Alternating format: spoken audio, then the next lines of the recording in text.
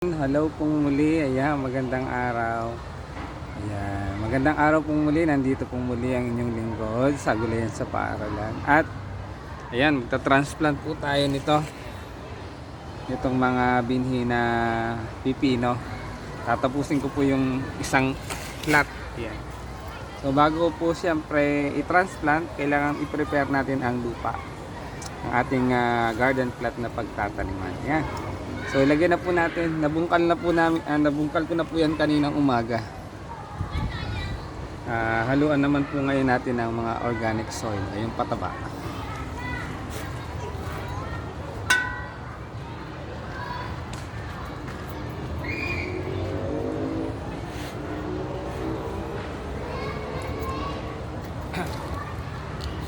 Ayan, ito po yung organic soil. Ayan, intervention po na galing mula sa NUPA program, ayan, ng DA, Department of Agriculture. Ihahalo po natin yan sa lupa.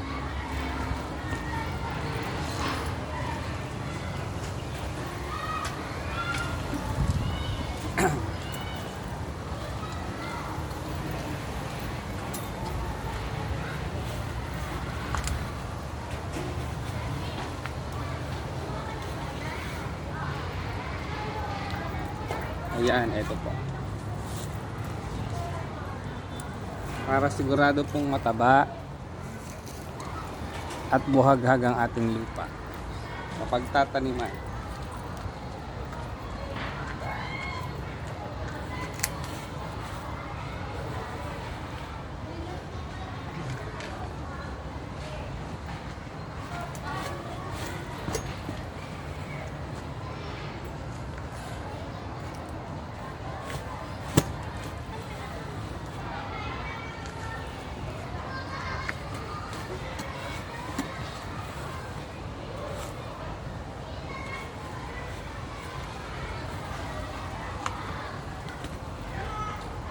Ayan, so sana po ay mag-enjoy kayo sa aking video, sa aking reels.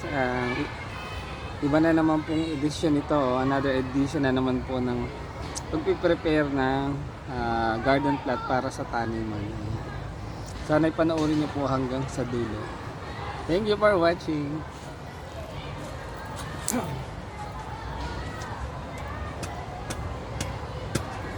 So bago po natin i-transplant, ilipat yung ating mga pananim or seedlings, kailangan naka-condition na po. Naka-condition ang ating lupang pagtataniman. Ayan.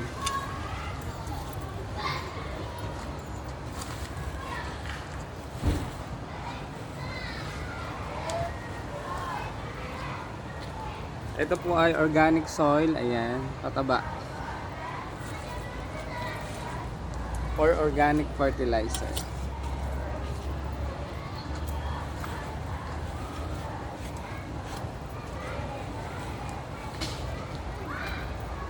Yan. Ilagay lang po natin sa ibabaw tapos kalay-kayin po natin mamaya yung lupa.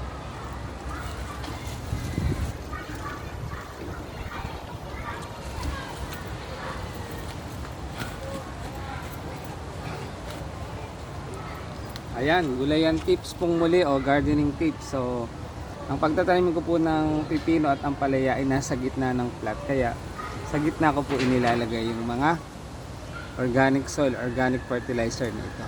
Para pag nagtanim tayo, transplant tayo, siguradong nandun po sa gitna yung ating mga o yung pataba.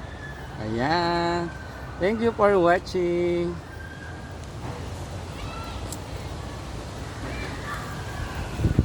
At sana po ay kayo ay mayroong natututunan sa aking mga videos or reels. Huwag po kayong masawang manood. Panoorin nyo po hanggang sa dulo. Yan. Nalagyan ko na po lahat. Kalay-kay naman po natin para pumunta po sa gitna. Pumunta po sa gitna yung organic soil na nilagay natin.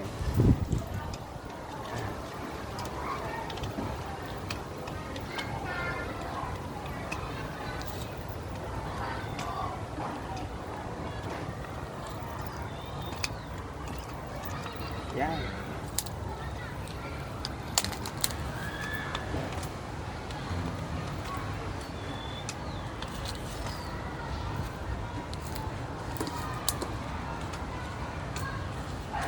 Yan lang po kayo, panoorin niyo po ako hanggang sa dulo.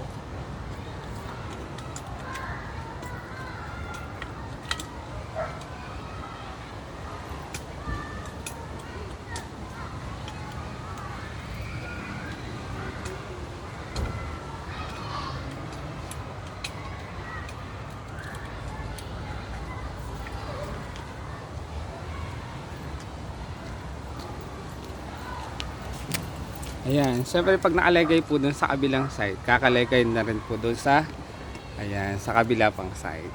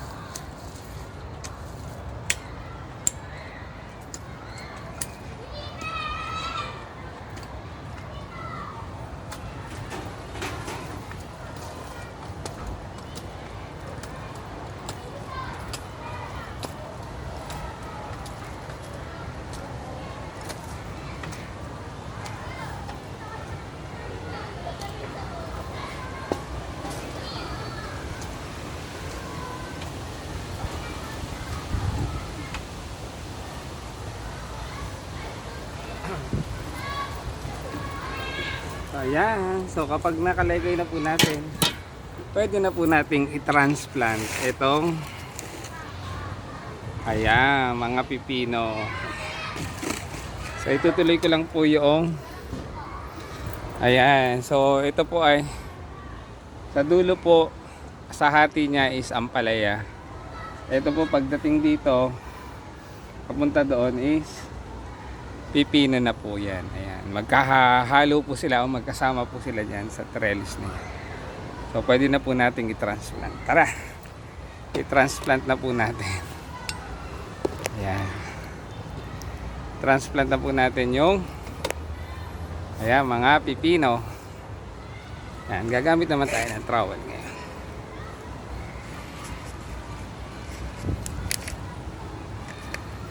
Ito po, ayan, i-transplant na po natin.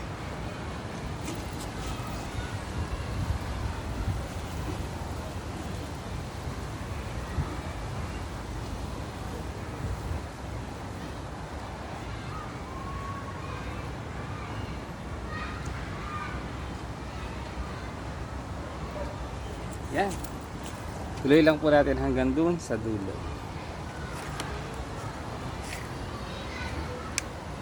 Ayan.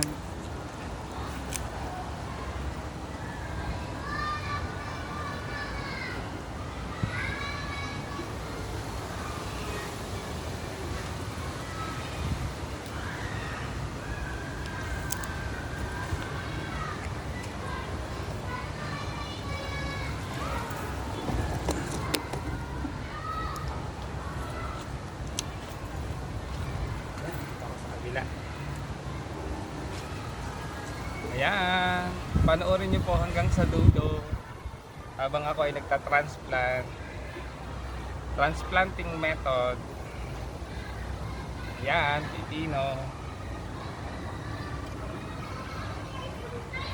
Ayan, so usually po sa hapon tayo nagta-transplant, kaya ngayon po ay itinatransplant ko na. Hapon na po kasi mga, ayan, mag 4 o'clock na po.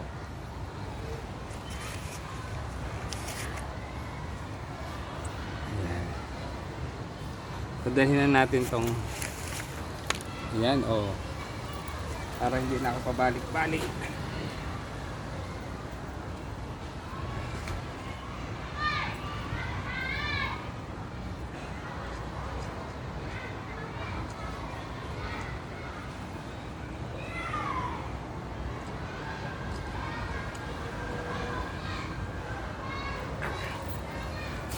Ayan, mapapansin nyo po, ayan, yung aking pagtatanim is halos magkakatabi kasi po sila ay gumagapang, creeping plants, kaya kahit isang dangkal lang po ang pagitan nila. Ampalaya, pipino, dahil sila po ay gumagapang or creeping vegetable.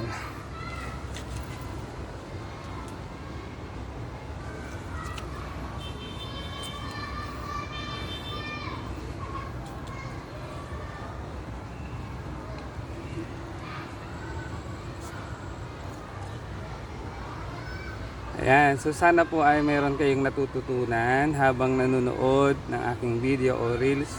At the same time, nasisiyahan o na-entertain kayo sa aking video. Ang mahalaga po is meron kayong natututunan. Ayan po. Tuloy ko lang po itong pagkakataon.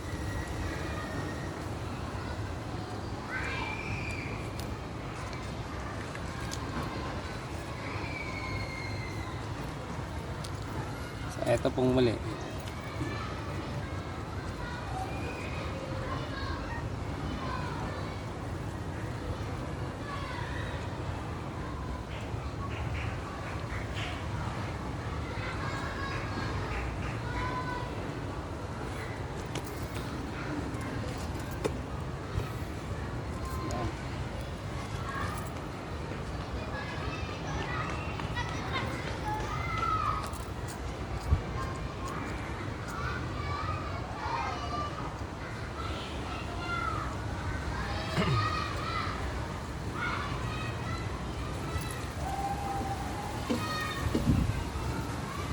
Ayan, tanong pong muli.